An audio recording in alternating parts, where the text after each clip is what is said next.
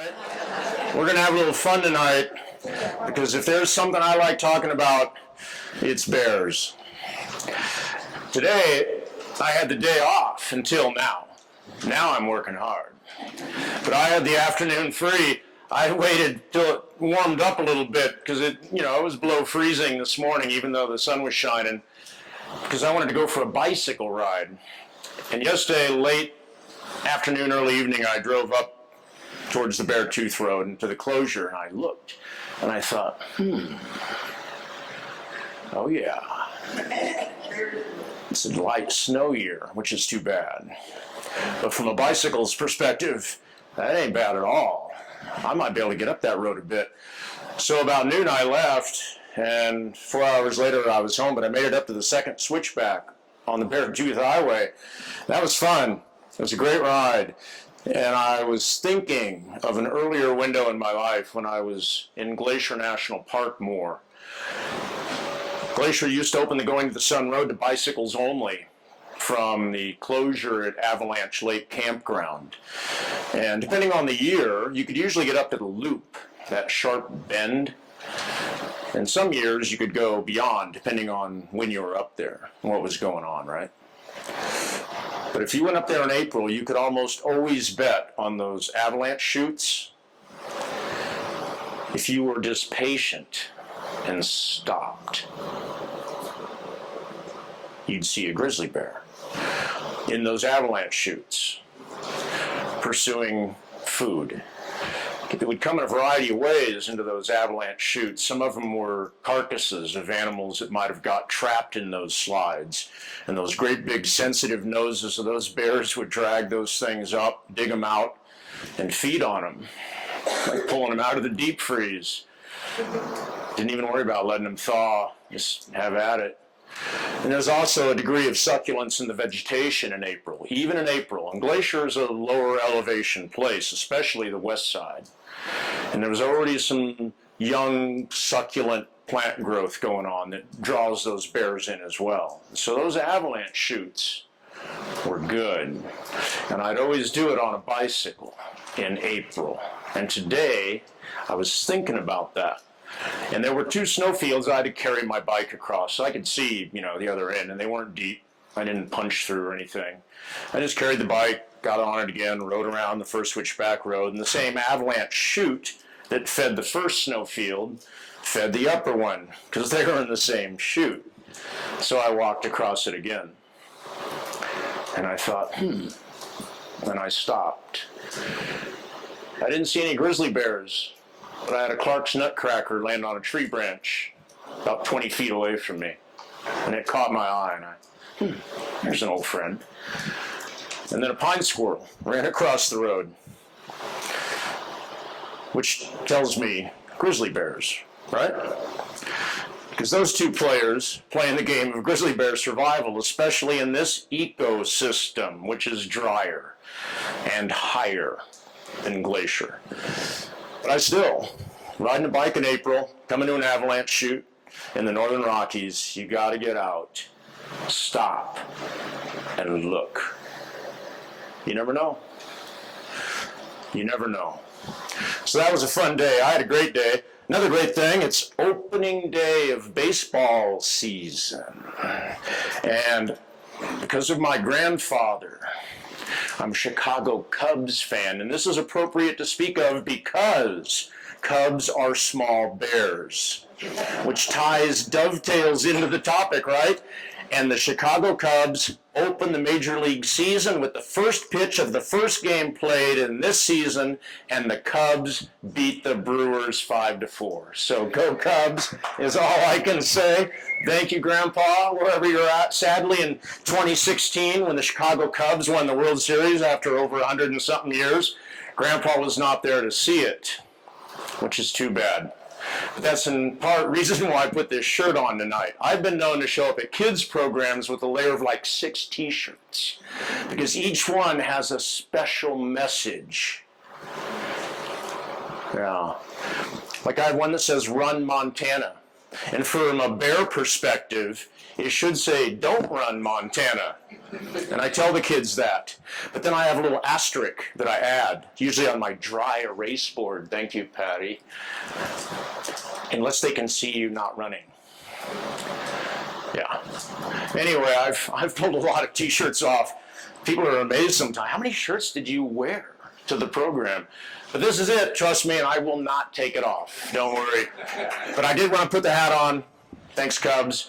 Thanks, Grandpa Virgil. He was a farmer in Illinois, and when I was a little kid where I grew up, I'd go up to the farm, 160 acres, a quarter section, corn and soybeans, and originally there were dairy cows, chickens, pigs, everything. Grandma did everything there, raised a whole family of 2 kids, put them, well, one into college anyway, not my mom. She married my dad too young, I think, but it worked out all right. Anyway, Grandpa would bounce me on his knee, fire up the John Deere when I showed up at the farm, and off we go. I think he just did it so he got out of Grandma's hair. Didn't have to take the garbage out or do some kind of a chore. And off we go driving around, and he'd turn on the radio, WGN, adjust the rabbit ears. And at one point we're driving along. I don't know why I'm telling you this story, sorry. But it's opening day and the Cubs won.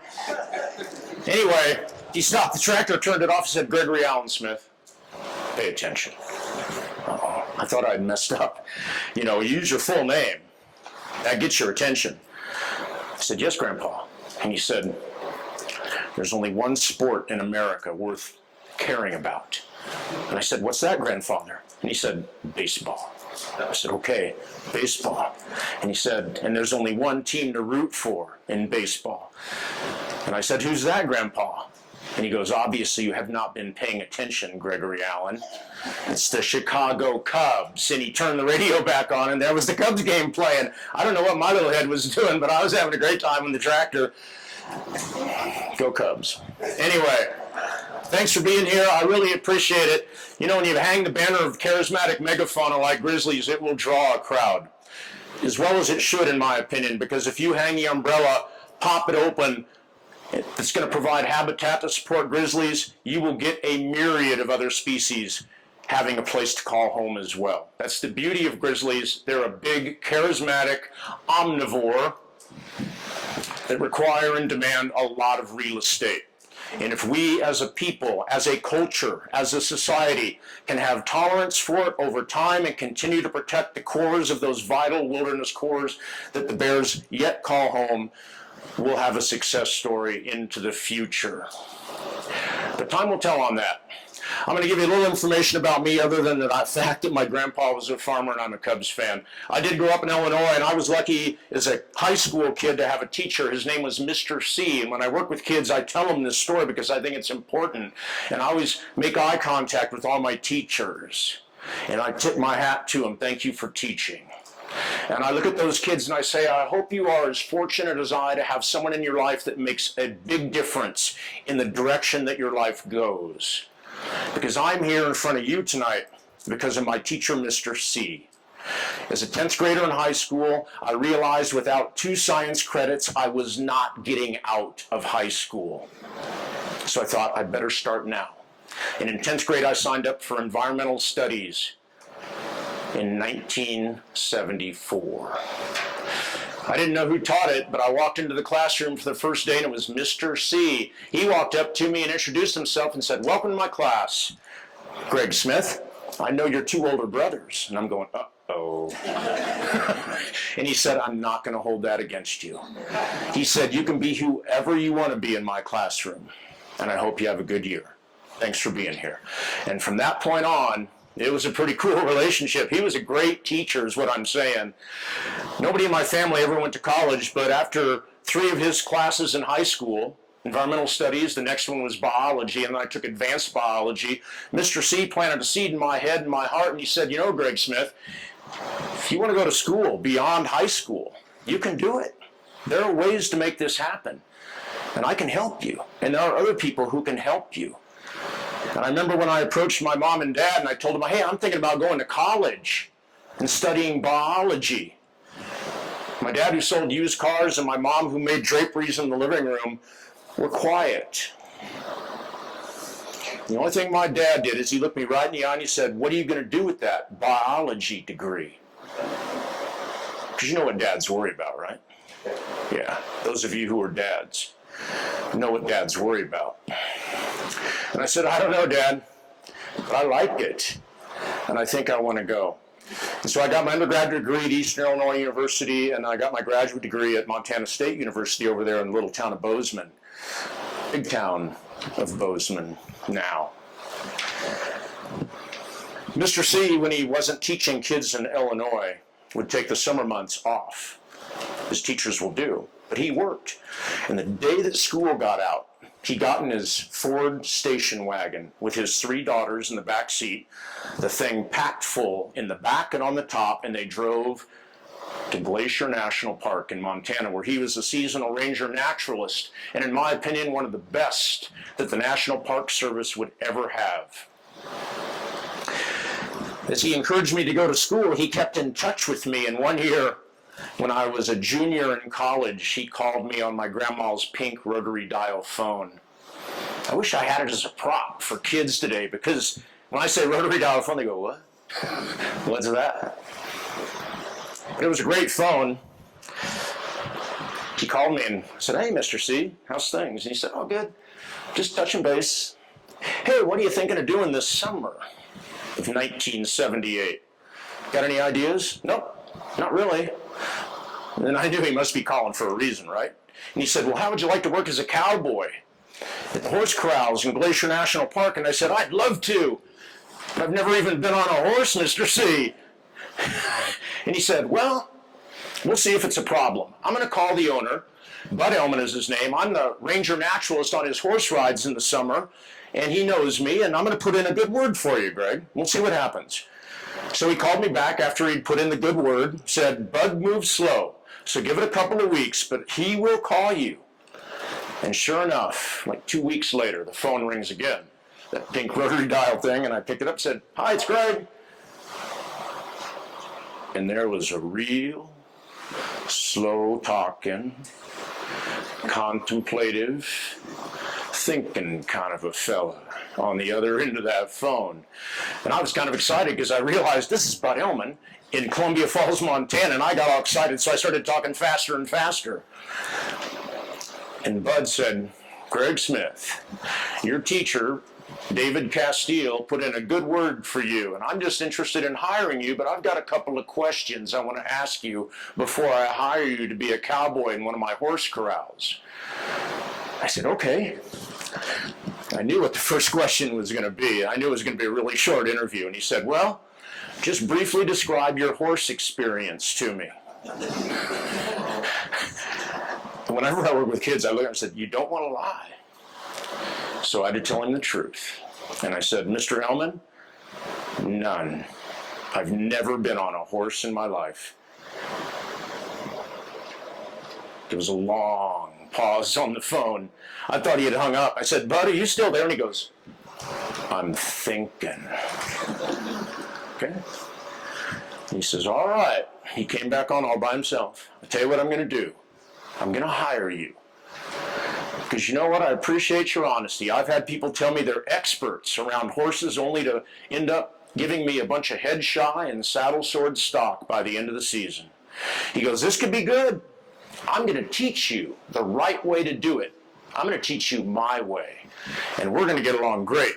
He said, the only thing I want you to do, I want you here on June 1st, 1978, and I want you to look like a cowboy when you get here. I said, I can do that, Bud. And sure I could, because I grew up watching John Wayne and Clint Eastwood movies on TV, and I really didn't want to look like John Wayne, but I thought Clint Eastwood was a pretty handsome devil, and if I could copy him, the women are going to swoon when I showed up in Montana. So I did a little research, made myself look like a cowboy when I hit South Dakota. I waited, because in Illinois, where I grew up, I really never saw really any appropriate cowboy duds. But my dad, to his credit, when I got in that old truck that I was driving, he gave me a $100 bill and he said, here, I hope this helps make you look like a cowboy. And when I got to South Dakota, there was a sign on the interstate highway that said world's largest cowboy outfitting store, and I took the exit. And I got out of that truck and I walked right into the door, and I will never forget it. This young lady walked up to me, and the only thing I was thinking as a young man is, how on earth did she get into those jeans? And she walked right up to me, got my attention, and she said, how can I help you? And I looked at her and smiled, and I said, young lady, before I'm out of here, you got to make me look like a cowboy. And I remember she did this a couple of times. She goes, how much money you got? And I pulled out my wallet, and I pulled out that $100 bill, and she goes, follow me. And the rest of my life has been history ever since. I got to Glacier National Park, and I decided this is a good place. I don't ever really want to go back to Illinois, but I had to finish my undergraduate degree. And for 2 years, I worked as a wrangler. The first year, I saw black bears guiding people around the corrals at Apgar. There were a lot of black bears down in that low McDonald Valley. Never saw a grizzly bear that year, even on my rare day off, which I can't really even remember one now. I think I worked every day all summer long. Who cares? I was having a great time. The next year, I moved over to the Many Glacier Valley, and if you know Glacier Park and you know the Many Glacier Valley, on the eastern side of that park, it's more open to begin with, and a big fire that burned through that valley decades before I would arrive would lead to a substantial growth of vaccinium berries, huckleberries. And when you put huckleberries on the eastern slopes of what's now Glacier National Park, you will eventually see grizzlies. And Many Glacier was a good spot for that. And on Cracker Lake Ride, in the middle of June, I saw my first grizzly bear in 1979. I was sitting on that guide horse. His name was Sunday, and I was looking over my shoulder almost all the time, trying to keep my dudes, as we called them, from letting their horses eat and then create a gap, and then the horse would run to catch up, and the dudes are bouncing like this, and some would fall off. You didn't want that to happen as the wrangler, right? You ruled with an iron cowboy hat. Anyway, I wasn't paying attention to what was out front, but my horse was, thankfully, and Sunday stopped. And his ears went forward, and about that time I realized we're not moving, and I turned around in the saddle. What's he looking at? And he was looking at a grizzly bear on a scree field about 40 yards up the trail to the right. I don't know if he smelled it or saw it or both, but that's the first. 1979. That bear stood up, took off at a dead run, and disappeared up and over that scree field. I would see a few more bears that year, and in 1980 I applied for work as a seasonal ranger with the National Park Service at Mr. C's encouragement, and by golly, I got a job as a Ranger Naturalist, and I worked in that position for 9 summers until I got thrown out. Because I have a big mouth, as you can already tell, and I can't keep it shut in staff meetings, which has always burned job bridges for me, one after the other. But that's all right. Sometimes you gotta say what you gotta say. When I got thrown out of the interpretive division, I landed in the backcountry bear management group. And the gentleman who hired me was a Vietnam veteran who in 1967, in that infamous night in August in Glacier National Park where 2 young women were killed, he was one of the responding rangers to the Trout Lake incident. He rode in there on horseback at night. And he hired me to be the backcountry bear management ranger in the Belly River subdistrict, which effectively, you probably know Yellowstone more, perhaps, the thoroughfare, that wild backcountry southern district of Yellowstone. Well, the Belly River was as wild and backcountry as a ranger job could get in that park. My cabin was 7 miles from a road. Access was not by road, it was by trail only, which meant on foot or on horseback. And if I had known I would have ended up there, I would have gotten thrown out of the interpretive division long before. And I'm going to get to bears. Bear with me, so to speak. My first year as a bear management ranger, I went to a new type of training. And to be honest, I liked interp a lot. I loved telling people how magical of a place Glacier National Park was. And I worked hard to get them out of those automobiles and away from that road corridor. My first year as a Ranger Naturalist, we did eco treks, 2-night, 3-day trips free of cost for the first 8 people that would sign up, and a ranger would guide you for free and be with you for the whole time for free. Budget cuts, more people, fewer staff. It got harder and harder and tighter and tighter. Anyway, I ended up in bear management. My first year, the Park Service did, a man named Chuck Jonkel from the University of Montana. Anybody ever know or heard of Chuck Jonkel? Incredible fellow. His son, Jamie, still works with bears in the state of Montana, thank goodness. Well, I had known of Chuck Jonkel. To me, he was as famous as Frank and John Craighead, who were doing bear research in Yellowstone National Park. Chuck was good, and the Park Service Bear Management team invited him to speak, and in he came. And just like Peggy introduced me, thank you, I was in the audience as you were, and there's this little guy leaning against the counter over here. And I remember looking at him. He was a little shorter than me. He had this bushy black beard that almost like enveloped his eyes. This is my memory. And he had jeans on with boots, hiking boots, not flip-flops. And he rolled the flannel shirt up to his elbows. And there was furry forearms and furry hands and a furry neck. And I thought to myself, if he took his clothes off, he would be the hairiest human being on earth. Anyway, he was introduced and Chuck walked into his audience. And at that time,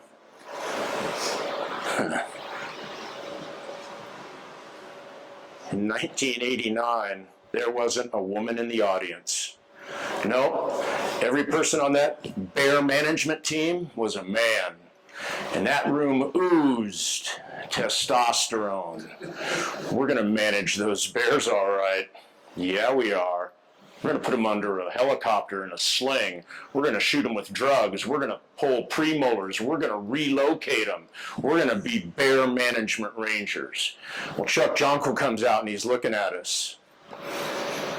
And I'm thinking, something wheels turning in that guy's head, because he didn't say anything for a while. And he goes like this.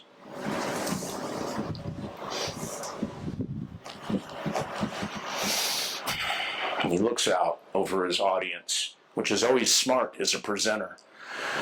And he said, I'm on my soapbox. Okay, wonder what's next. And he said, you know what bear management is? And he's looking around at everybody. And everybody thinks they know what bear management is. He said, I'll tell you what bear management is. If you get to the point where you have to mess with bears, tranquilize them, relocate them, put them under helicopters, do any of that, you've failed. That's not bear management. That is failed bear management. You know what bear management is? And he's looking around at everybody. Now I can tell everybody's like going, uh-oh, that's what I thought bear management was. And he goes, bear management. You're going to have a National Park Service uniform in Glacier National Park that's going to see over 1.5 million visitors this summer. Bear management is getting out of your trucks, getting on the trail, going into the campgrounds, doing evening programs, and talking about bears. And look at those folks in the eye and say, this is what you can do to help bears, to minimize your chance of encounter. And he said an educated user of bear habitat is a safer user, and your job primarily as a bear management ranger should be education. And I was in the back row, and I stood up from that seat I was sitting in.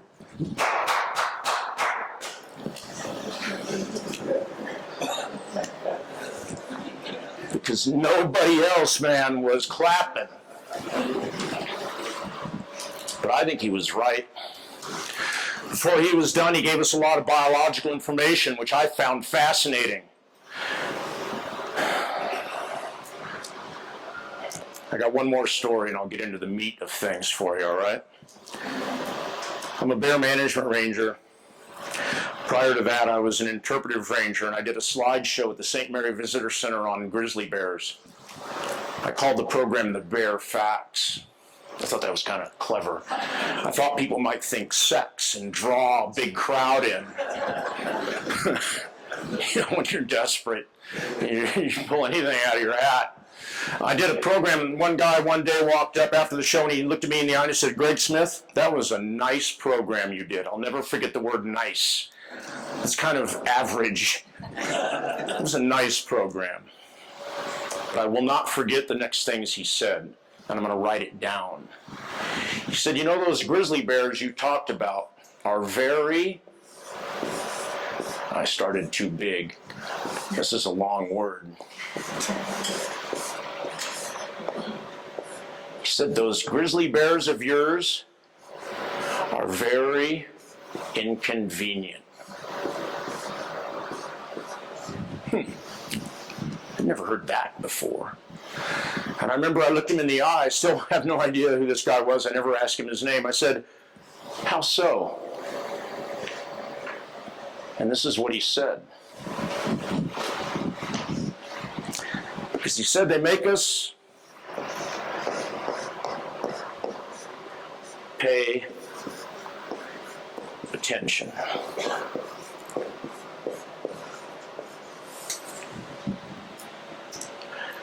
As an individual user of grizzly bear habitat, or as a culture and society who still has them, they will always force us, if we are going to continue to have them, to pay attention.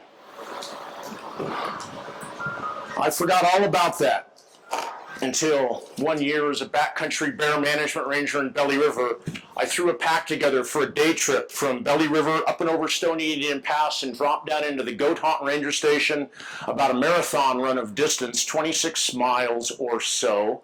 I was going to go over Stony Indian Pass, the first ranger on patrol over the pass in June.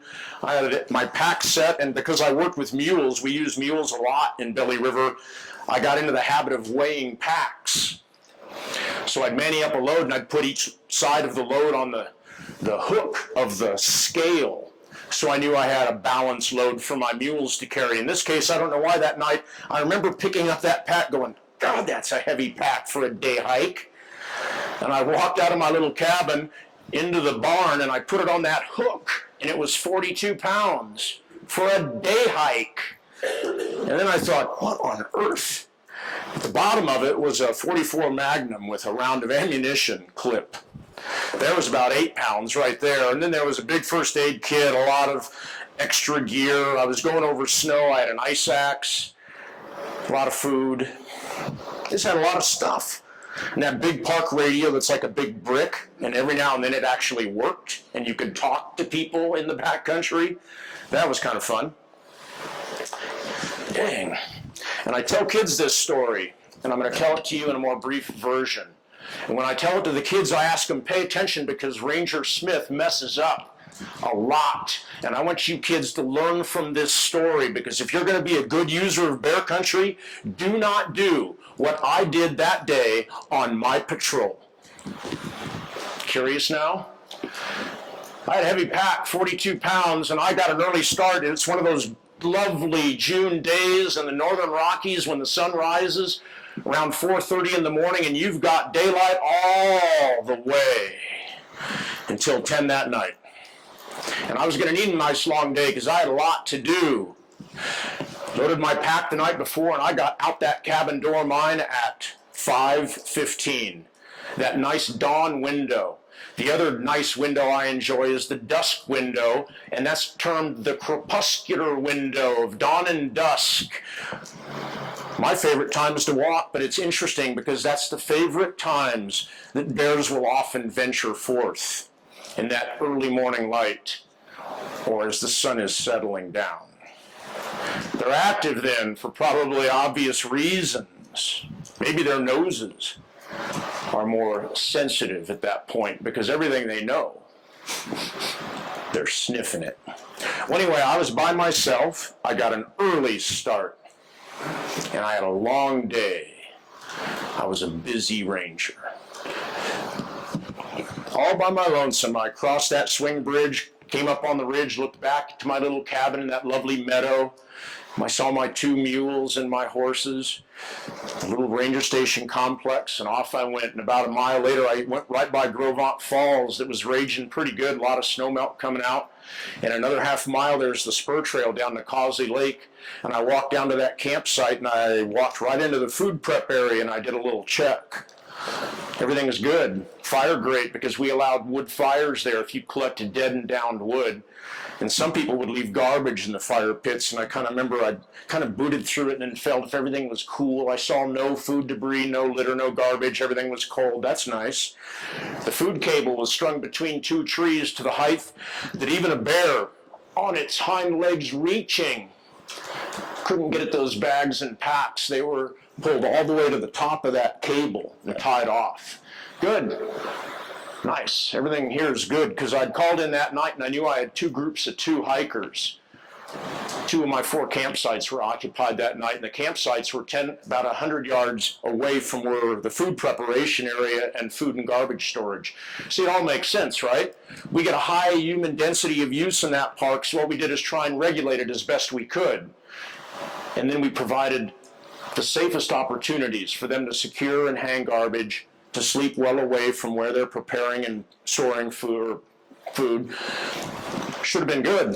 The pit toilet was right near the food prep area. I opened the door to make sure no one had left a bag of garbage. A lot of people don't walk out what they walk in, pack out.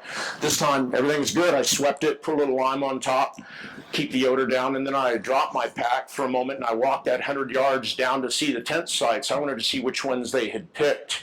And I had to go all the way down to sites 3 and 4, and there was a tent in each site. 2 people still sound asleep.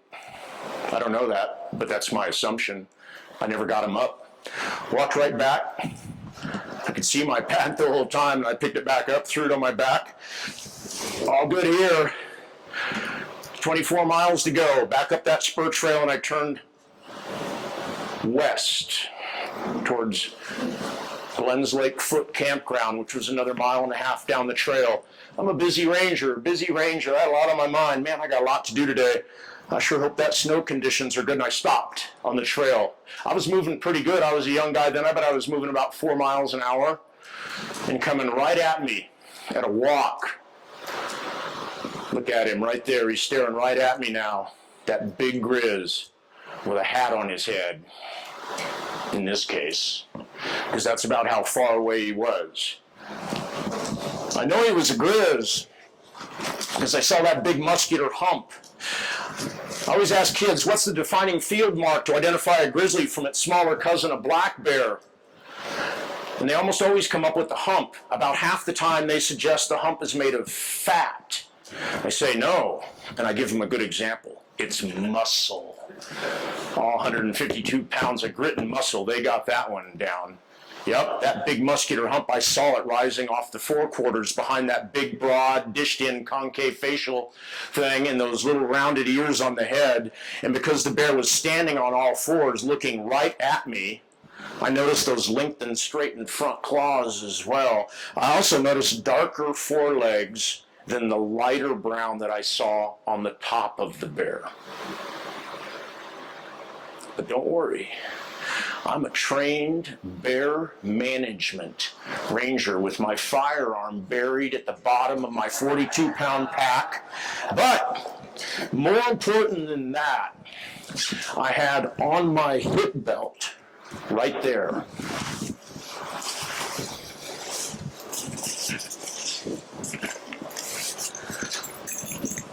bear spray. How many of you know about this? Good. I ask kids because I'm really curious, and every kid's hand in Montana goes up now. Good. I said, I had this on my hip belt. I'm a trained bear management ranger. Every year we had to have okay, you're walking down the trail, Greg, and then they do the scenario training. Here's the target, and they didn't have a bear silhouette target. They had a bad guy with a knife in his hand. That's all they had for it. We shot at that one as well. And I really wasn't, I could pass, but I'm not that good of a shot. They called me Wingham Smith. I thought it was not funny. But that's all right.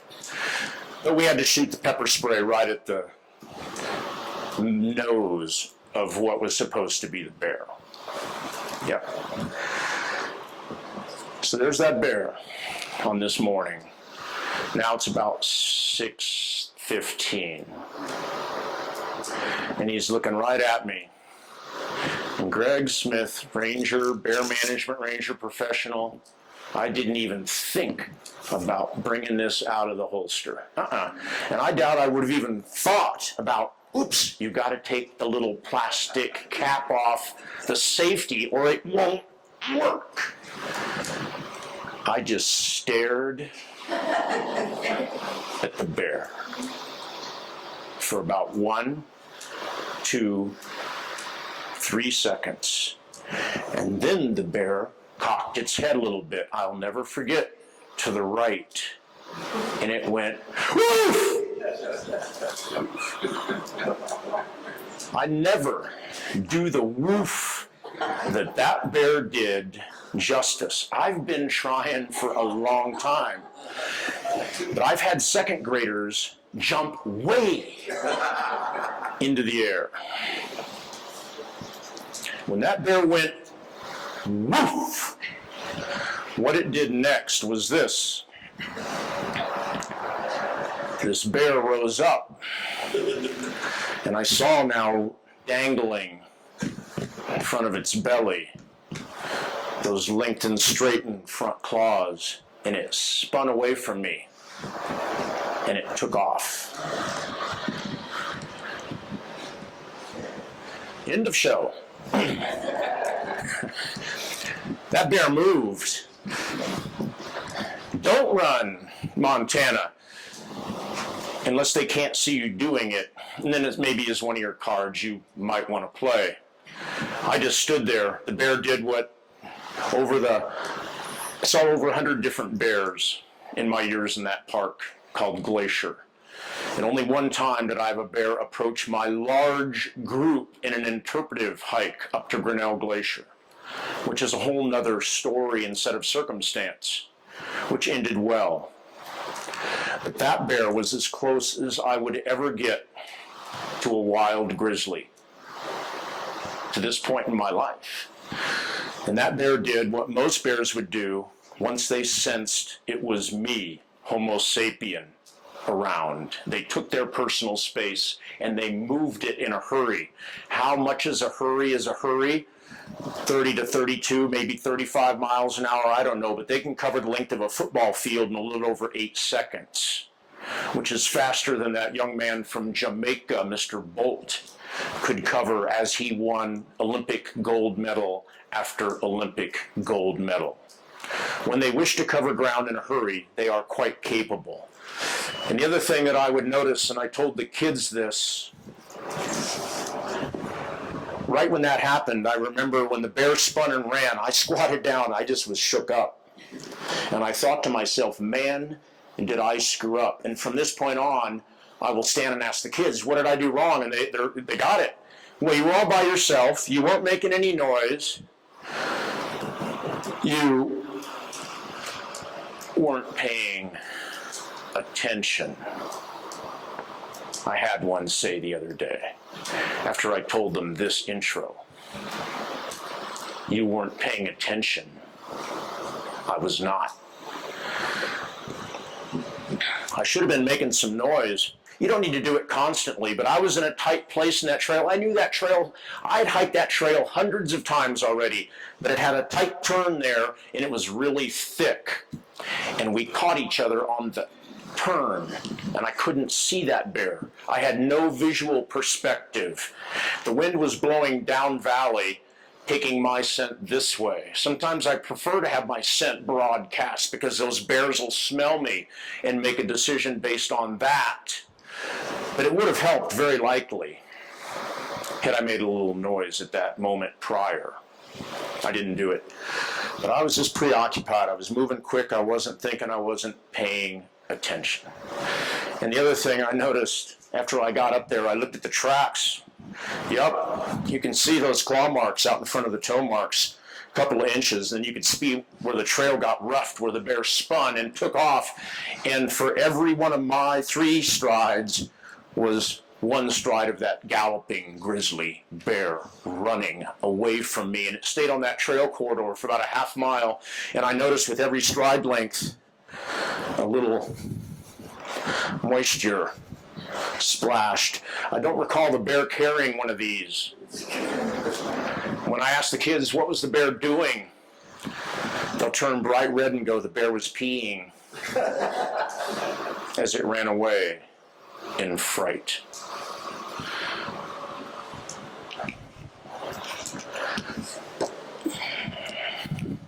Uh-oh. How do we erase Patty?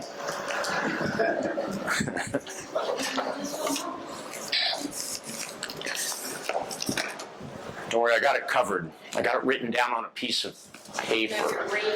But I'll just give me one of those. Thank you. At this point, I ask for a volunteer, and the kids, every hand will go up, and I always say, you ought to know what you're volunteering for before volunteering, but that's okay. I need somebody to read something for me. You can just stand up where you are, but I need somebody to help me. Someone must surely have a good booming radio voice. This gentleman here. Thank you. Your friend behind you, I'm going to tell you, volunteered you. You can even stay seated. Just read that loudly, please. Voice? It is not easy to be a grizzly bear. Thank you. I thought I gave you something else for a second. And I was like, uh-oh. Say it again, please. It is not easy to be a grizzly bear. What did he say? It's not easy to be a grizzly bear. Thank you. You're not near as good as kids, but that's all right. I won't hold it against you. It's not easy to be a grizzly bear, and I'll look at those kids and I'll look at the watch and I go, I got like 30 minutes to deal with this. That's what I want to teach you. That story that I went through as a bear management ranger, when the bear took off after doing that woof, that same window of time that I was in the backcountry, I was on for 10 days, off for 4. That same window, there was a mauling in Two Medicine Valley on the eastern end of Glacier National Park. It wasn't fatal, but it was a mauling. Bear and human came together, came to blows. The human was hurt, would recover. The bear in that case was eventually located and removed from the population as a management action by the National Park Service. One more bear gone, one more human hurt. The local newspaper in Glacier is called the Hungry Horse News. And whenever there was a mauling in that park, they would make a triple run of papers because everybody who came to Glacier, and if there was a mauling, they bought 2 or 3 each. And they took them home as a good souvenir. Glacier is a scary place. Look, it happened again. Mauling, and I survived. I decided, you know what? I've seen so many bears and they always run away. Is it luck? Is it that I'm paying attention? I don't know. But I went into the office. I made an appointment on my second day off that window. The office of Mel Reuter, he was the editor-in-chief of the Hungry Horse News, and I told him that story I just told you, and I said, print that, please, because it'll be a reminder to people what to do, how to be a safer user of bear habitat. Those are the stories that should be told, and also we should tell that most of the times when given the chance, the bears will take that personal space and they'll move it from people.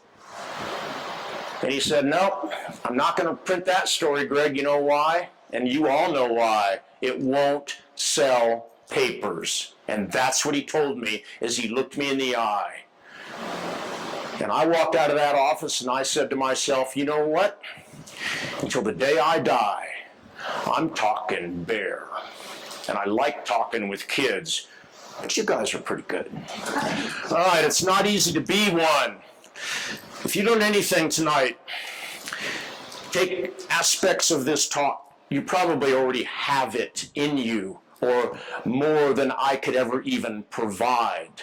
But I would suggest as we sit and communicate within our communities, in the places that we call home, how fortunate are we indeed to be able to call these kinds of places home. When I do this program with kids, I like to draw a quick map. I'm an incredible artist. And I do this, and then it sticks down, and then it goes over here, and it goes up like that. What is that? It's obviously the lower 48 states.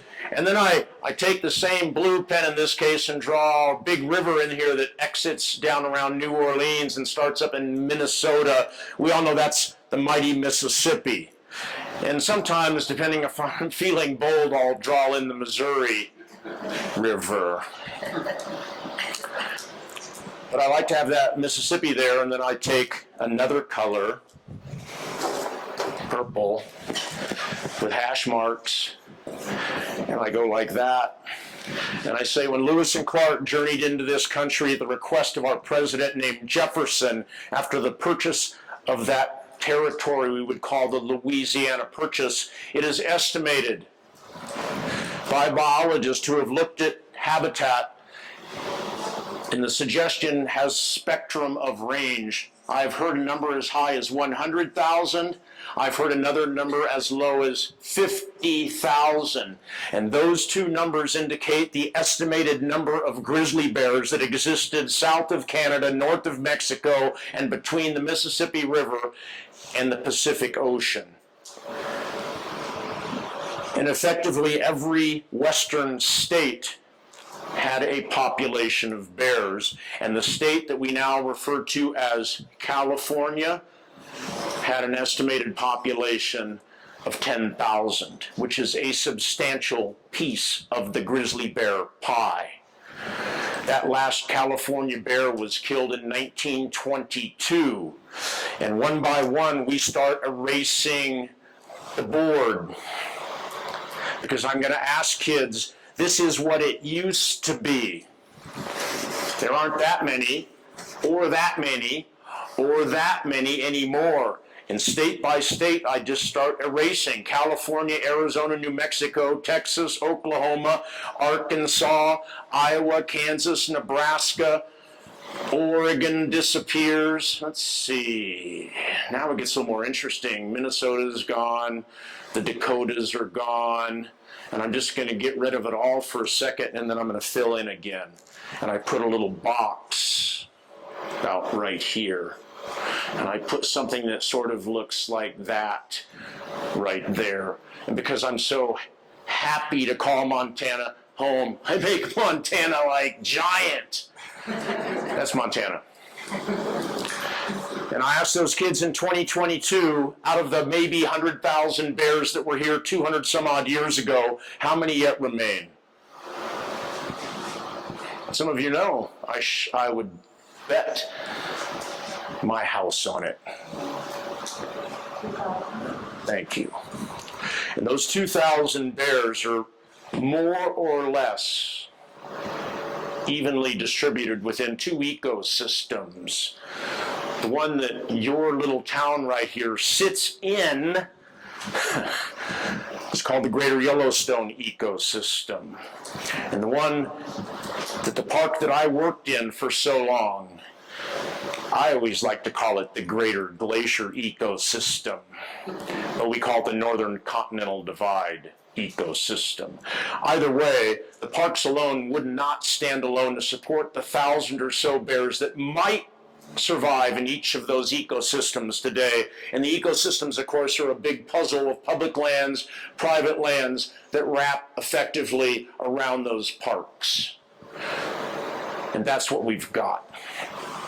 And that has been a fight for over 50 years to bring numbers back from what were significantly lower than that when the Craighead brothers walked into Yellowstone National Park in the 1950s and began looking at what are bears doing biologically to survive here. They found out things that we never knew before because they used technology from a new government program called NASA. And they radio collared bears and tracked them to dens, and at the flip of the coin, one of the brothers would go in, pushed by his other brother, who had a smile on his face, I would bet. Hey, John, I'm going to push you in there. And while you're in there, could you do this? Take a blood sample from a hibernating grizzly bear. Pull me out, pull me out, pull me out. We learned a lot of stuff, I'll tell you that. About 1,000 each, all right? That's what remains. It's hard to be them because we've greatly restricted what habitat they once had. They were a high plains animal in a lot of respects. We've pushed them into some high mountain retreats, and it's marginal habitat in a respect. And it does force the hibernation equation. I ask kids next, all right, we've got an idea about bears, right? And I usually ask a kid to come up, and I won't do it to anybody here. I'll be the bear this time. That's all right. But I want to make sure they know. I, again, kind of reinforce those field marks, right? I said everybody here knows how to identify a grizzly from a black bear. You kids know that, right? Don't go by color. I mean, I've had park visitors say, oh, if it's brown, it's a grizzly bear. True or false? False. That's like saying black raspberries are red when they're green. You go by color, you're going to get all confused. This is a cinnamon phase black bear. And in Glacier Park, and many in Yellowstone's population, are that cinnamon phase. You go by a brown colored bear, you're going to, not a good way to play the game. So you go by other things, predominantly that big hump. Coloration patterns, I swear I've seen blonde colored grizzlies. Doug Peacock writes of a famous black grizzly that he had interactions with over in the Huckleberry Mountains on the west side of Glacier Park. But what most commonly I saw was this beautiful accentuation of the tips of the guard hairs into a golden or blondish or silvered color, sadly. Happens to us all. Look at all the silver tips out here. And then those lengthened, straightened front claws. I loved a kid who weighs like 100 pounds and find 7 more just like him, and then throw this over the 800-pound boys. I never do this with young ladies. And I try and give the gentleman some advice. Never ask a lady how much she weighs. Even second grade guys need to know this stuff. Survival. So I'll drape it over 800-pound kids. And I go, there we've got a big adult male grizzly, a boar in one of those 2 ecosystems. The females are about 20 pounds, 20% less. And then I ask them about longevity. How long do those bears live, do you suppose? What's an old bear? 40. How much? 40. 40? Oh, that's a dead bear. I've never known one to live that long.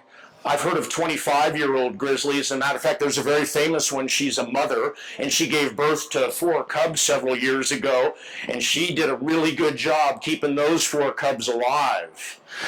But that's an old bear, and usually what will get them is their teeth wear out. And I'll hold this up to a young biologist, and I'll say, who can tell me what this bear does for a living, and then what provides for that living? In other words, question.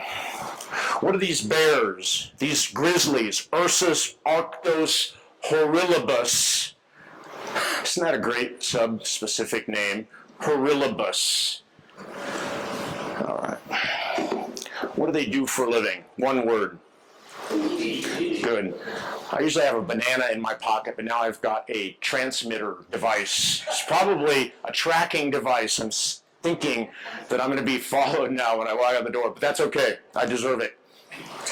I usually have a banana. When the kids can't get that bears eat for a living, I'll pull the banana out and go, what could it be? And I'll peel the banana down and take a bite, and then they get it. And it's good because I've got a plant item.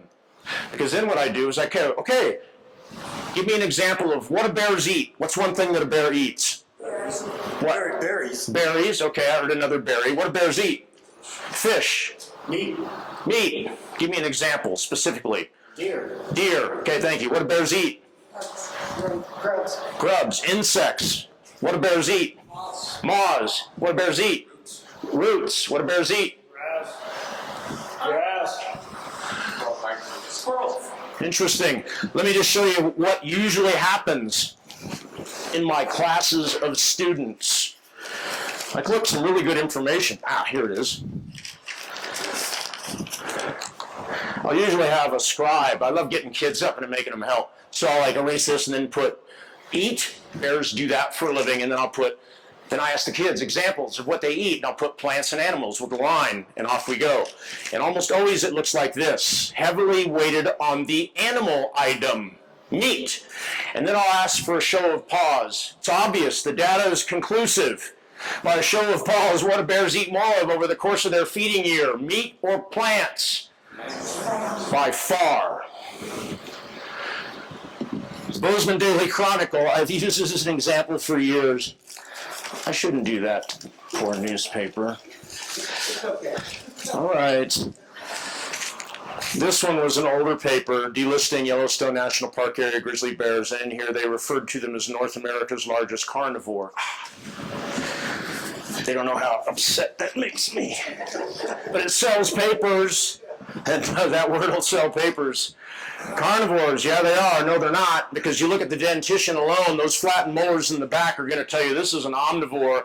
And when researchers have looked at what bears eat, they know conclusively that without the spectrum of succulent plants at a certain stage of growth, bears will fail biologically. In the glacier ecosystem, upwards of 90% of their annual caloric needs are provided by a plant base. And in Yellowstone, it's different because it's a different ecosystem, but still the numbers lean towards plants to the spectrum of about 60 to 65%. Yellowstone bears do eat more meat, but again, it's a different place. And when I look at those kids, I say, when your mother says, eat your vegetables, listen to her. She's got your interest at heart. And when I say, because what usually will kill an old bear is these teeth have worn out and they can't properly feed themselves, and they'll go into a den in a compromised scenario and perhaps never come out again. Brush your teeth. Your mom says to you, listen to her, never argue with your mother. Eat your vegetables, brush your teeth, and you have increased your chances to live a long life. And for a bear, it's 25 or so years in the wild. All right?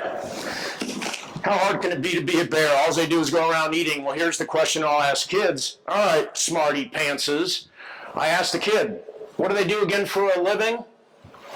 Thank you. And then I'll ask another student, how many months in a year? Thank you. And then I'll ask, with 12 months in a year, grizzly bear, how many of those 12 months do you get to eat in either of those ecosystems that we're talking about right now? You eat for a living. 12 months of the year, do you get to eat? No, you do not. So what's your guess? 6, 9, 7. They definitely don't eat all year, do they? Nope, generally not. Oh. On average, I'm just going to throw this out.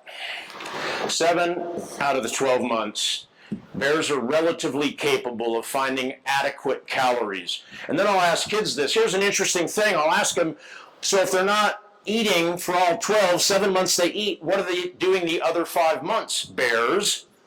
They're hibernating. Good. You're smart bears.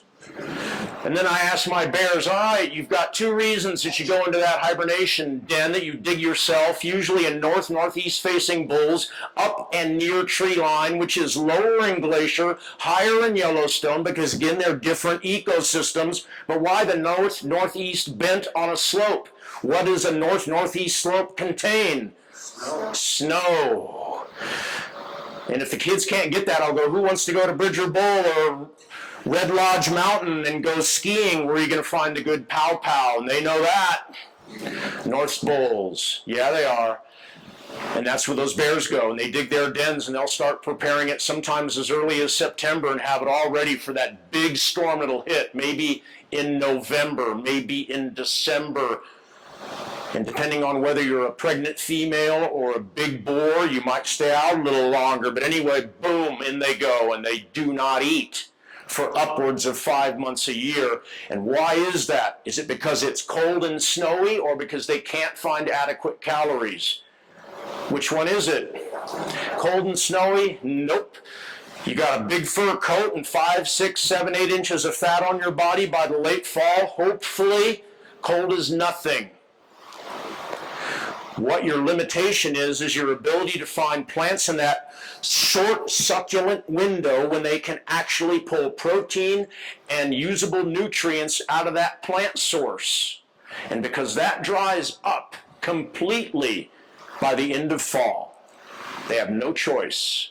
They have to go down. And when they do not urinate, defecate, eat, or drink for the next 5 months.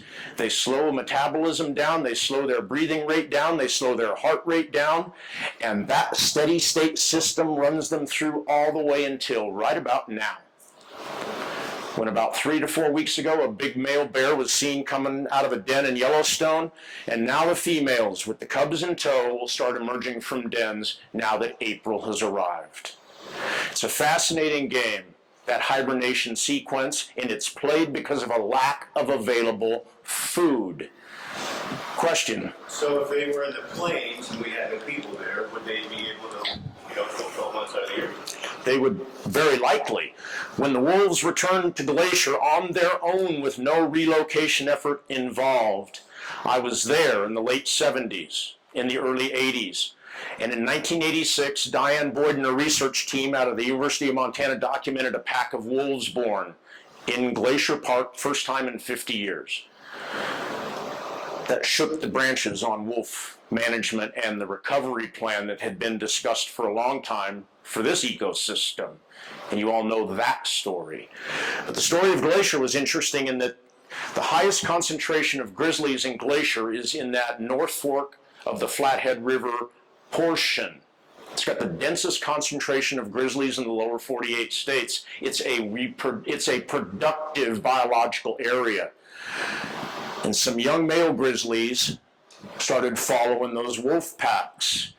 And a pack of 7, 8 wolves would make a kill. Maybe it's an elk, maybe it's a white-tailed deer, maybe it's a moose. And those young grizzlies, generally males, would move in and flush them off the kill. And then sit on it and eat it. And then they'd sniff. Oh, they've made another kill 5 miles away. Perfect. I'm hungry. And off they'd go, and that bear wouldn't go down into a den. They'd gotten around it. They can live on meat if forced to, and it's the only player in the game. But it can still be a dicey way to play the game in these ecosystems that shut themselves down from a plant-based perspective. But I'm guessing that there were bears in most of the places that they lived. I would guess California had numerous bears that never went down into dens. All right, last part of the story. It's hard to be a bear. I want you to know this part. And I'll look at kids and I'll go, if bears don't do this, game over. One generation, poof, gone. What do they have to do other than eat to keep the species going over time? They got to reproduce. Here's a true Greg Smith Ranger story. I like this one. I was on horse patrol once. I was riding my horse Kino, pulling my mule Blondie. I built a hitch rack all the way up at Moco Junction. It was a great day, and I was heading home to the ranger station, and I thought I'd drop into Causey's Lake from the western side this time, see what was going on. And as I'm riding down that spur trail, the same one that I'd walked out of and then boom, ran into that bear, I heard whack, whack, whack. Somebody was chopping wood with an axe. You know, it's a distinctive sound. And I rode into the food prep area where there also was the hitch rack for stock. And so I tied Kino up, tied Blondie up, and I walked into the food prep area, which was just around the corner. And a young Boy Scout, chop, chop, a live tree in the food prep area. And he realized something was there, and he looked at me and he goes, he dropped the axe and gave up. He surrendered. I think it's the uniform. I didn't have a gun. I don't know. He just surrendered. He quit. Gave up. And they said, "What you doing?" And he goes, chopping down a tree. They said, "You can't even chop dead standing here. If you're going to build a fire, it's dead and downed only. And a live tree, should we be chopping that down?" "No." "All right. I thought you knew better. Where is everybody? You're here by yourself?" And he goes, "Oh, no. There's some buddies of mine, and then there's 2 leaders And they said, those are the ones I want to talk to. So I got them all gathered up. I put the kids off to the side. I got the two leaders together. That was interesting. Never put kids in charge of kids, is what I'm saying. Don't be their buddy, be their leader, I told them. We made a mistake here. Don't let it happen again, please. And then I got the kids together, and we're having a good lesson thing, right? It's June. Again. Across Causey Lake, about a half mile, I heard this noise. I hope that's going to come through on the video good, I bet. And the kids and I, we looked. Because you could, from the food prep area, you could look straight across the lake to where the noise came from. And then in response to the bellowing was, but a little deeper toned. And then a third one seemed to chime in, 3 different bellowing roarings in an alder thicket that were going around like this. And I thought, interesting. I walked over to Keno and got my field glasses out, and I walked back, and all the kids' eyes were like, because they had figured out what it was, which was a bunch of bellowing grizzly bears, which I finally got a look at glimpsily as they moved through these alder thickets, bellowing and roaring at each other, hitting each other up on the head. It was impressive. And as I'm looking at these 3 males bellowing and roaring, I noticed up on a rock field there was an adult bear looking.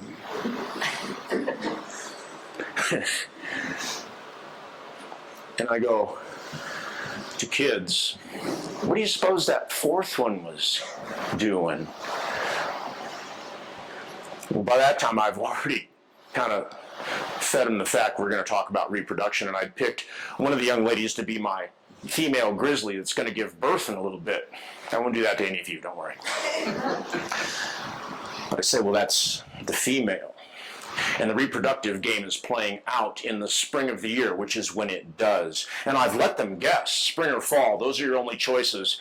And it's always about 50-50. No one really knows. I think it's just a guess. Maybe some do. How many of you knew that bears' mating season is in the spring of the year? June being the key month. That's it. Females come into estrus. They come into breeding age at about 6 to 7 years of age. And the females will breed every 3rd year if things go just as planned. But that's not always the case, is it? We all know that because we've lived lives. How often does that go down? But I'll have my grizzly bear sitting over here, my 12-year-old 6th grade grizzly bear female, who picks the ecosystem she wants to live in. And I'm always so sad when they pick Yellowstone. I go, oh, really? You have your choice. But they said pick Yellowstone. But I have fun with it, right? Imagine you're that female. Your home range does not isolate you from other bears. It's not a territory that you aggressively defend. It might be a 40 to 50, 60 square mile, irregularly shaped piece of real estate that provides you a den site, spring, summer, fall feeding sites, connective corridors to tie it all together. A big male grizzly might have 100 square miles in this ecosystem of terrain that contains the same in the same way. But if there was no overlap, these primarily solitary animals, there's no chance to breed, is there? But those sensitive noses of the males, when the female comes into estrus, and I always ask my bear, she's always usually, lately, a 5th or 6th grader, who are like a middle-aged bear. You'd all be really, really old bears, so I didn't want to go to that game. I didn't think it had much success. But this middle-aged bear, I'll say, here they've come. You were in estrus. And for some of the kids, they don't know. For you kids, you have an idea of what that means. So depending on the age of my audience, I'll lower or raise the bar on how I describe how it is played out.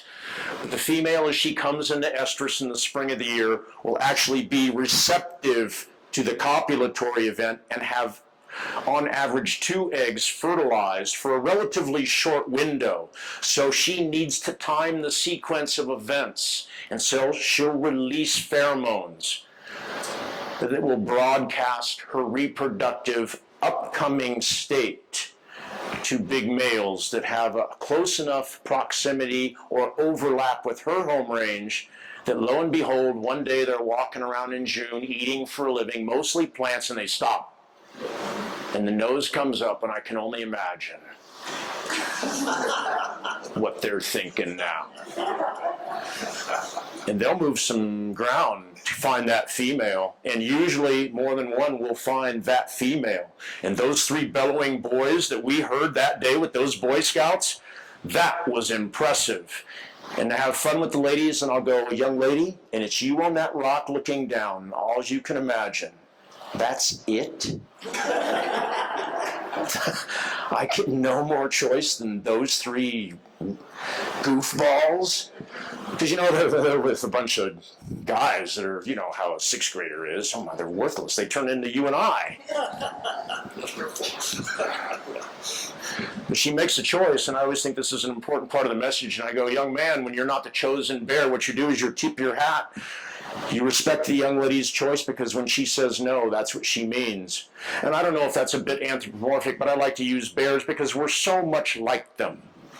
I think there are things that they can remind us of as we live our own lives.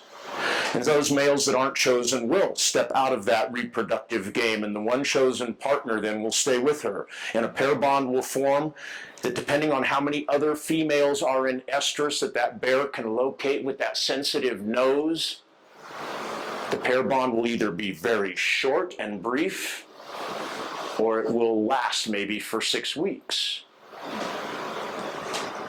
Regardless of the length, after the copulatory event occurs, the male looks at his watch and goes, whoops, look at the time, man, I've had a great time here, but I gotta go eat for a living, I'm out of here, good luck, and off he goes. And I tell kids, there is no daddy bear. You need to know that. And if Yogi and Boo Boo were walking around, Yogi would eat Boo Boo. You see an adult bear. I brought a picture. I didn't want to feel like you got ripped off. You see an adult bear with a cub, I will guarantee you the adult is a female unless he is eating the cub. An adult bear with a family group, the adult bear in the group is a female, always. The weight of the family is on the weight of the female shoulders only. Male bears, if their own cubs are unattended the next spring as they come across them, will eat them if they can. The most dangerous user group of grizzlies that you could ever encounter is always going to be the females with a family group to defend. They are highly protective of that family group. Those ladies are.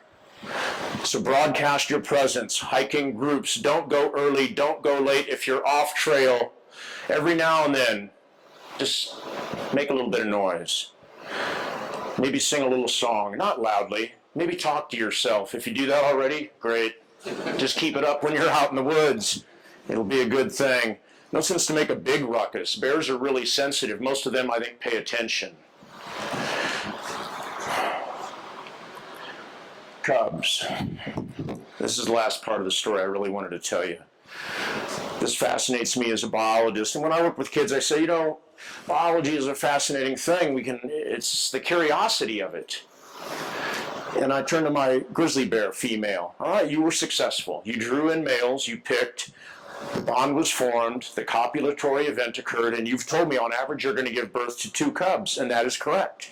That's a good average. Sometimes it's 1. There was that female down in the Tetons who gave birth to 4, and she was an old female. But it happens. I've never heard of 5. I've never even seen 4 myself, other than the pictures of ones that have. And I'll ask my female grizzly, not how much she weighs. I've already assigned her the weight. I ask her age, right? She told me, I'm 12. Well, okay, that works. You're a grizzly bear. I can ask a grizzly bear its age, but not a lady. Homo sapien. Bear, yep, 12. All right, I'm going to give you a weight of 400 pounds. How's that? And all of her friends will laugh, right? Haha, she's 400-pound bear. Look at her. And she's going to give birth now to 2 cubs. And I asked the kids, gestation window, what is it? What is that gestation window? What is it, biologist? It's the window between conception and birth. In our species, it's approximately what? Thank you. And I give my bear a hint. The gestation window in grizzlies, from conception to birth, and you know when the conception window is now because I've told you it's what month? June, thank you. It's about 9 months. If you do the math, you can tell me what month the female is going to give birth.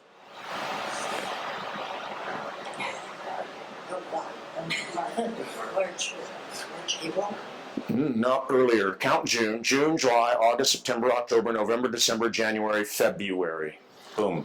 February. And everybody here can tell me why the bears went into the den and what they're doing. They are hibernating because they couldn't find enough calories. So they lay on that big fat layer during the fall, hyperphagia, super feeding window time, 20 hours a day. Huckleberries in Glacier Park, they'll eat huckleberry bushes 20 hours a day. They can eat 20,000 calories of those bushes and lay on 3 pounds of fat in one day. And in the course of a month, from late August to late September, they'll put on 100 pounds of fat on those 600-pound bodies. Money in the bank. And that's what gets them through the winter months. As they break down that stored fat layer, you don't have to urinate, defecate, eat, or drink. It's a fascinating system. Water is reabsorbed through the kidneys as the breakdown of the fat occurs. There's no urea because it's the breakdown of fat, not protein. It's a great system. But I tell this bear, this 6th grade girl, who I've turned into a bear, I'm embarrassing her terribly. I give her a hint. Same length of a gestation window, conception to birth, as us. My mom weighed 135 pounds or so when she gave birth to me. And I tell her, weighed a little over 6 pounds, if that's any help. And before I let her guess, how about you other bears? How much does a small grizzly bear weigh at birth? What do you think? 85. How much? 85. 85 pounds for each cub. Okay. What do you think? 15 pounds.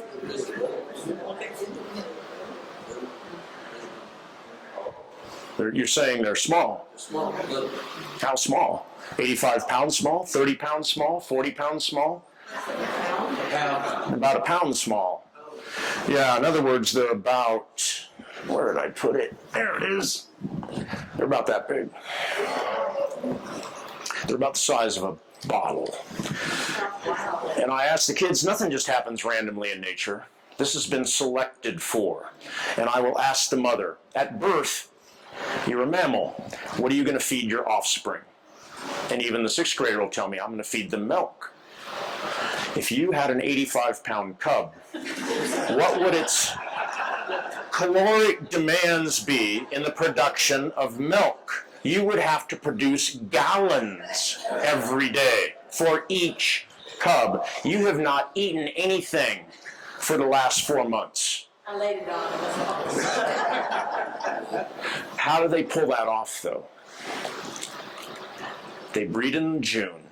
The cubs are born in February. That's a 9-month window. What do they do? How do they pull it off? It's one of the most fascinating stories of nature. The females and the males will mate. They breed in the spring. Egg and sperm come together, they divide several times, and they stop. And they remain in a suspended state in the uterine wall, but they don't implant. They require no energy on the female's part, because what does she do for a living? Eat. She doesn't breed for a living. She breeds for purpose to perpetuate the species over time. If she allowed implantation to occur and full development would occur, who knows what that would mean? But in the bear's world, what it would likely mean is complications is either you enter or are in the den. So she delays the embryonic implantation until fall, just prior to hibernation. And if she is in good shape, and if she has laid down that adequate fat layer, she will allow implantation into the uterine wall and have a 3-month fetal growth development window, so the cubs are born this big. They're tiny, they're naked, they're hairless, and they are born in the den with the female, and they start feeding on some of the highest fat content milk of any mammal known that lives on land. And they gain weight quick. And in April, right now on April 7th, when there are female grizzlies stepping out of dens in Yellowstone with on average 2 little cubs born with them in the den, they weigh between 5 and 10 pounds. I forgot something. Does anyone have a quarter, nickel, dime, or penny in your pocket?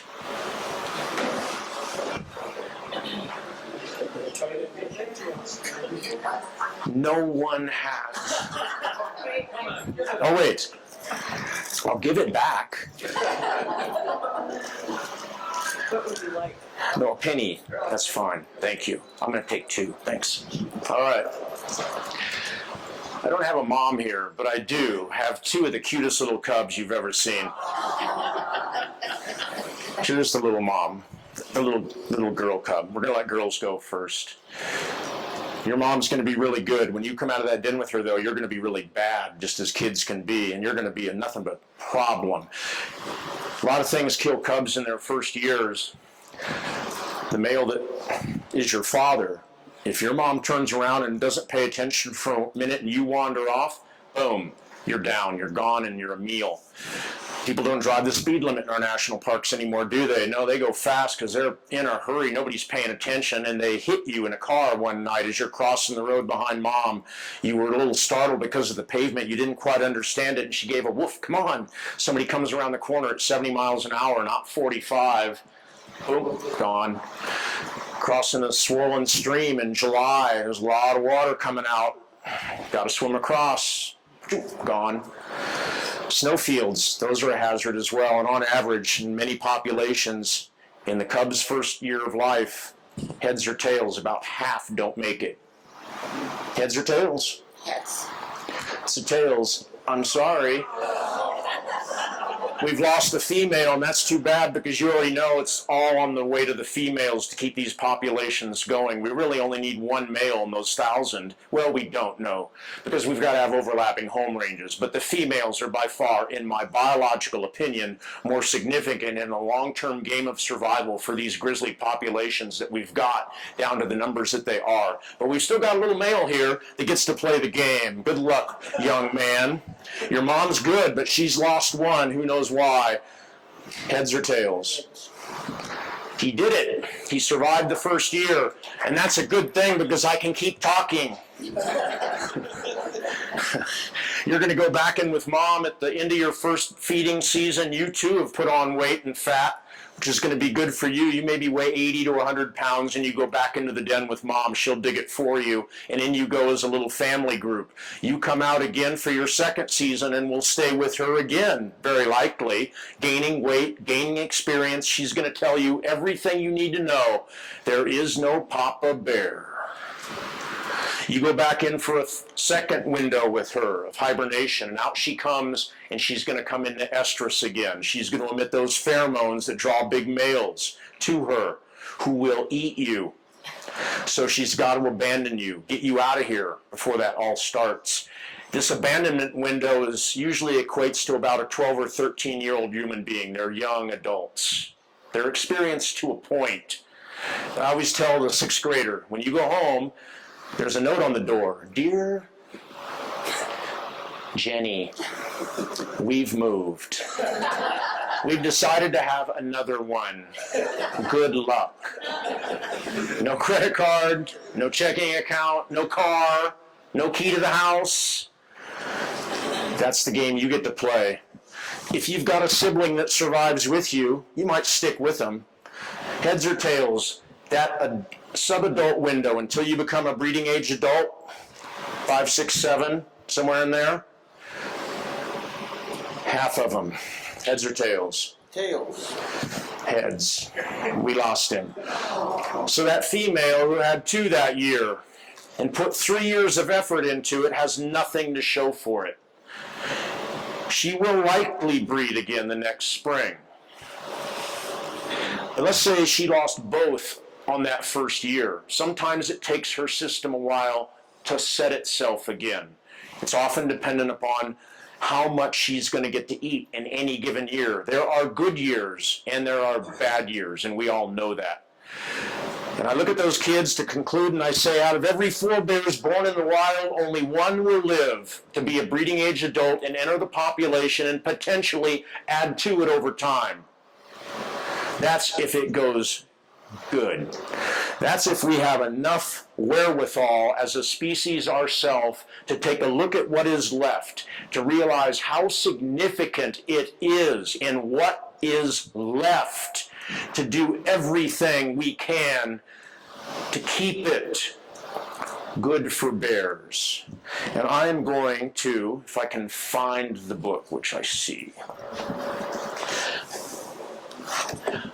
I've been thinking about this ending for several days. And I'm going to read something from a friend of mine, Doug Peacock, who lives over in the Paradise Valley.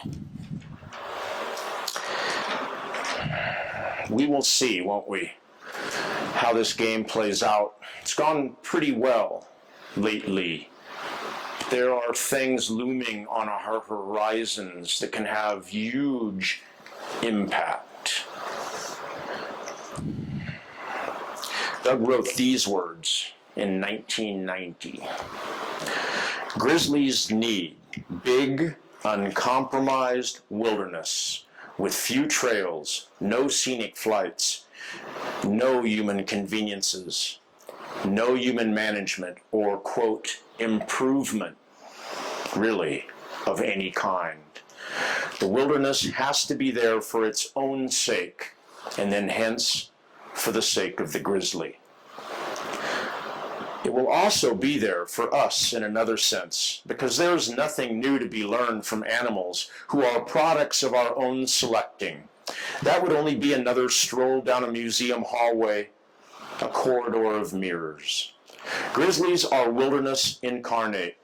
If we are to succeed in saving grizzlies with all their wildness, we will not do it by changing the bears to meet our needs. For the first time in our relatively short history on this planet, we humans will have to be the ones to bend. Anyway, everybody, thank you so much. I hope I did not talk too long. I can't help myself when it comes to bears. Thank you so much.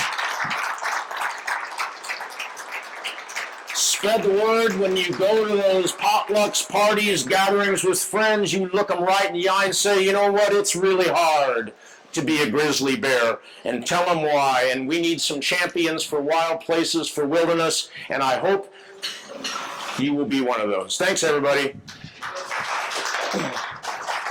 What a mess. Yeah, that's an old one. Mr. Peacock's been around a while. Have any questions? Yeah. Was he done talking, please?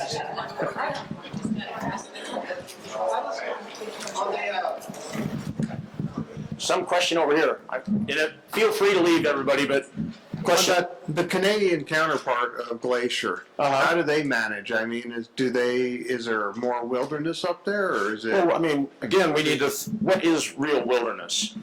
Glacier National Park and all of our national parks are pretty much cut by road corridors, high development areas, and that's just a reflection of the history of our park service, right? Say in Glacier's case, or in Yellowstone's case, there was no national park service. That didn't happen until 1916, okay? So before then, there was either nobody in there, quote, caretaking or managing, but in Yellowstone's case, the Army would come in at some point, was asked to take a look because of poaching issues, initially with bison. The last of the bison were so valuable that the Army had to go into Yellowstone to protect them. Glacier's case, the park was created in 1910. 6 years later, there is actually a park service that goes in. But in Montana's case, the Montana senatorial delegation was very reluctant to create a park called Glacier. They saw it as an opportunity to develop resources instead. But it would be the James J. Hill, the Great Northern Railroad, that said, just as Yellowstone would have a railroad partner, we'll develop this park and we'll bring visitors here on our rail line that goes around the southern boundary. Rest assured, your park will see use. And it was okay, 1910, May 11th. And that history of development, road corridors, chalets, horse rides, that's highly impactive. And I don't think until very recent times we've really realized the impacts that development in wilderness does. It effectively truncates them and makes them more difficult to use for the animals that need those big pieces of real estate like bears. And again, I think if you do protect bears, you can protect a lot of other things. We do have public lands that are managed more as wilderness, and we all know them because they're just right out your door here. With fewer developments, where man is a visitor who does not remain. And so perhaps it will be those places that will play more significant roles in the future, but all of them together are going to have to play. Or we start looking at, and it has changed. When I was first in the Park Service, any human-bear interaction led to the death of that bear. A fatality for sure, with no questions asked. A week or so ago, I was in Livingston doing a talk to 7th graders, and 4 days prior to that, a young man was mauled and killed by a grizzly bear just south of Livingston. He had 4 children, all in the Livingston public school system. I spoke with the superintendent, with the teacher that had invited me. We discussed it, and they decided to come on in. And Dave announced to my audience of 140 kids, anyone who knew this family, has connections, feels uncomfortable at any time, just raise your hand and I will come and bring you out. Nobody did. But anyway, I don't know if that answered your question. I lived down on 2 Mile Ridge Road, and I lived there for 17 years. The last 2 summers, we've been warned about grizzly bears in the area.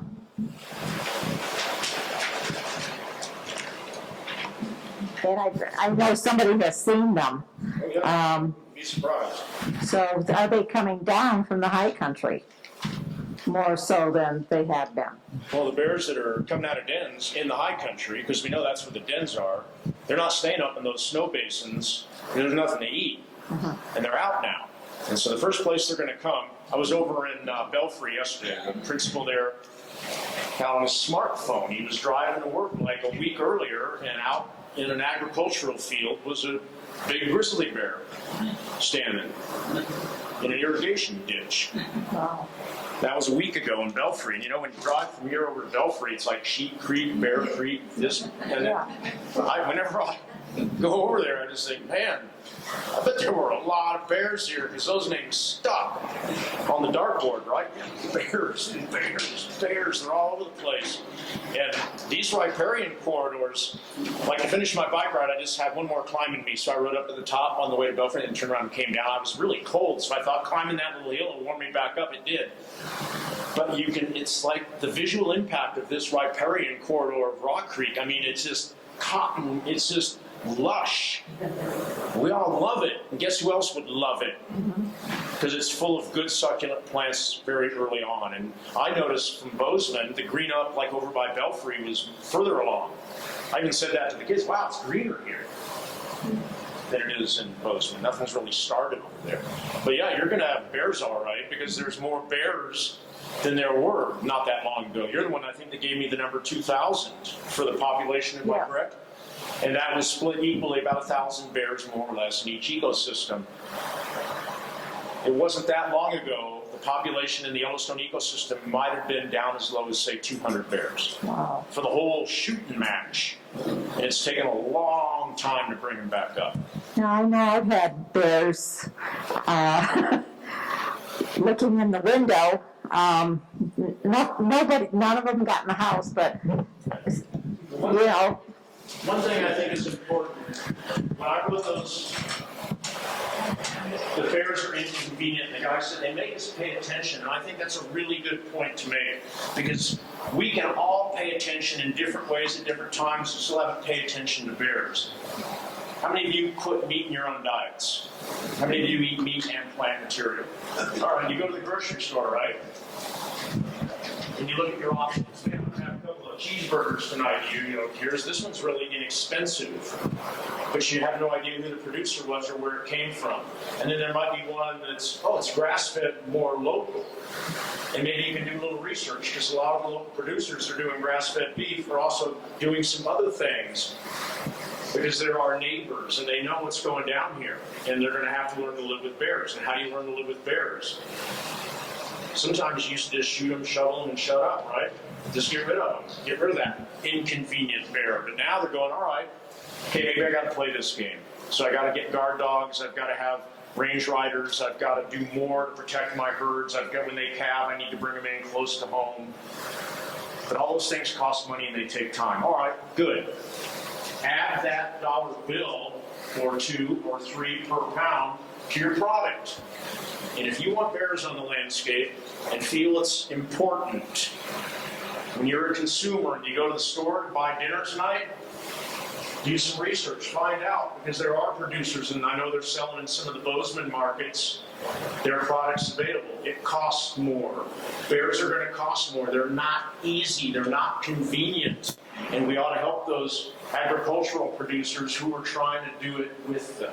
I think that's important. And all of our, I mean, even like putting out bird feeders and having apple trees in your backyard, and I mean, all those things, you've got to start to think about it. And you've got to pay attention. And if that's the price it's going to be for your place in occupied grizzly bear habitat, yeah, they're going to come look in your window at night sometimes.